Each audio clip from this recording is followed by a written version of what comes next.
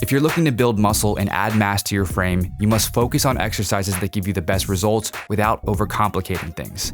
This is why many people include compound movements such as barbell squats or deadlifts in their workouts. They're accessible to most people, and they work. These movements train a lot of muscles at the same time while providing a robust stimulus for muscle growth and strength gains. They also allow for adequate progressive overload, an essential component of muscle growth. And they're quite time efficient, which is great if you don't have a lot of time to work out and still want to get the best results possible. In this video, I will show you how to hit every upper body muscle with just 3 movements that will help you build a strong muscular physique. Let's get started. Number 1, bench press. Starting off the list, a crowd favorite to build a big chest is the bench press. As you may know, the bench press is a great exercise to develop your pecs, as it targets the pec major and both the sternal and clavicular heads. In other words, your whole chest is being trained with the bench press. Additionally, your triceps and anterior deltoids, the front portion of your shoulder, also work as secondary muscles to aid in pushing movements, like the bench press. We gotta go over some simple anatomy to understand better what muscles are being trained with the bench press. The main action of the bench press is horizontal shoulder adduction. In other words, you are bringing your arm closer to your midline. This action is carried mainly by the pecs and anterior deltoids. There's also an element of shoulder flexion during the bench press, especially as you press the weight up, which targets more of the clavicular head of the pec and the anterior deltoids, aka your upper chest in the front of the shoulder. Lastly, the bench press also trains elbow extension, mainly handled by the triceps. Now that you understand what muscles the bench press works, let's go over how to properly set up this exercise to get the most out of it. Let's start with points of contact. During the bench press, you want to have the back of your head, shoulder blades, and glutes touching the bench. You should also have your feet planted firmly on the ground for more stability to help you drive the weight back up. You can have a small arch in your lower back, but remember to keep your butt on the bench. Next, make sure your eyes are directly under the barbell before starting. As for grip width, you should use a comfortable grip and allow yourself to get good activation on the chest, especially if your goals are more bodybuilding oriented. Research has shown that a wide grip leads to more activation of the sternocostal head, whereas a narrower grip will bias the clavicular head and triceps. Knowing this, you can vary your grip width from time to time to see what feels best. Now it's time to unrack the bar and start your set. Take a deep breath before lowering the bar just below your nipple level. While descending, think of bending the bar to help engage the upper back and give you more stability to press from. Once you touch your chest, you can do a small pause, or simply tap the chest and press back up. When pressing, you want to press the bar up and back towards your face instead of just straight up. Also, be mindful not to bounce the weight off the chest, as this removes the tension from the pecs, making the exercise easier and leading to fewer gains. Regarding rep ranges, we recommend keeping most of your sets between 5 and 10 repetitions. This will allow you to lift moderate to heavy loads while still performing enough total volume for muscle growth.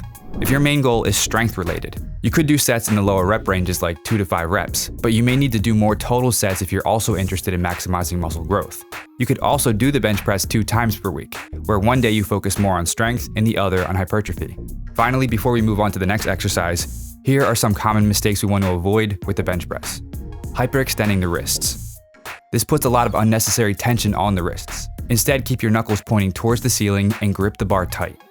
Keeping your elbows too flared out.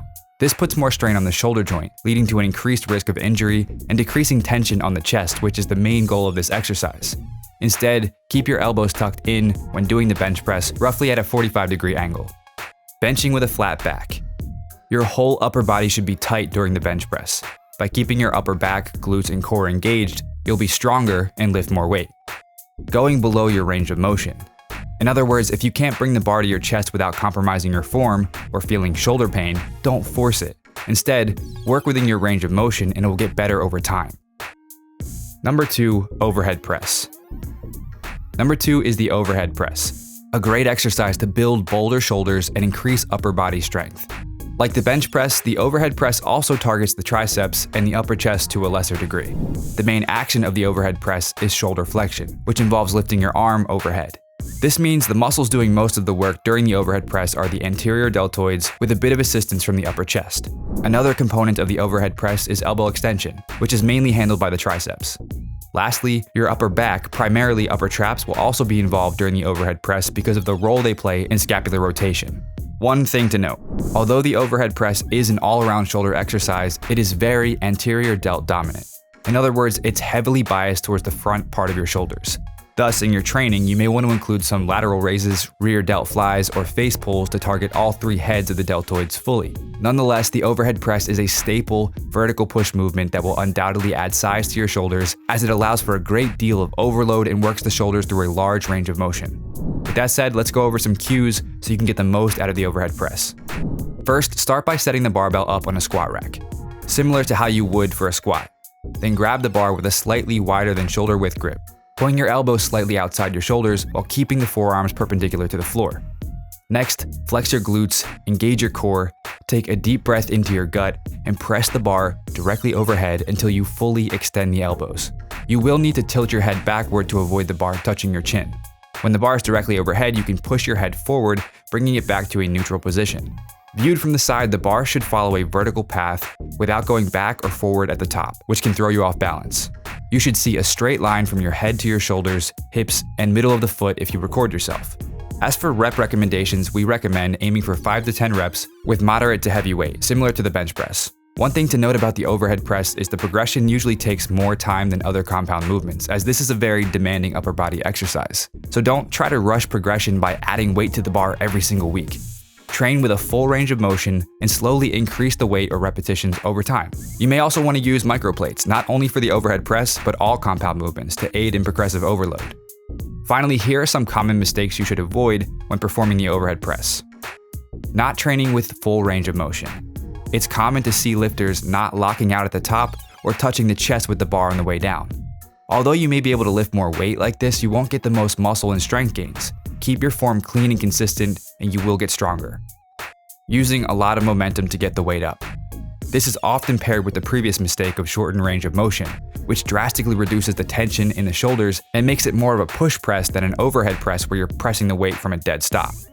Not engaging your glutes and core. Many people forget to keep their midsection and glutes tight during the overhead press, which reduces their power output.